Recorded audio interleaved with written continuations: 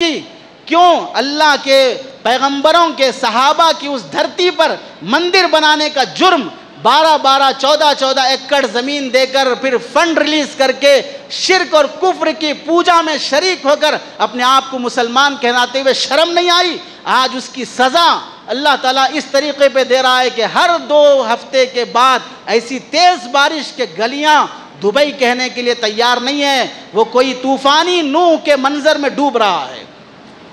اور ہم یقین سے کہتے ہیں جب تک وہ ملک توبہ نہیں کرے گا، اور توبہ یہی ہے کہ جو گھٹیا حرکت کیا ہے اس سے ختم کیا جائے، جو بنایا گیا کفر اور شرک کا بتکدہ اسے مسمار کیا جائے، وہاں خانہ خدا تعمیر کیا جائے، اور اس کے بعد ہی اللہ تعالیٰ یہ عذاب ختم کرے گا۔ اور سمجھو یہ نہیں کہ بھئی مول صاحب یہ بول دیے تو عذاب چند دنوں کے بعد ختم ہو گیا تو مول صاحب کی بات جھوٹ ہو گئی۔ ہم یقین سے کہہ سکتے ہیں کہ شکل بدل کر عذاب آئے گا، پانی کی شکل میں آئے گا، اکنامک کی شکل میں آئے گا، بیماریوں کی شکل میں آئے گا، لیکن اللہ اپنی صحابہ کے خون جہاں بہے ہیں اس دھرتی پر کفر کبھی اللہ گوارا نہیں کرے گا۔ اس لیے اس ملک کو بھی چاہیے کہ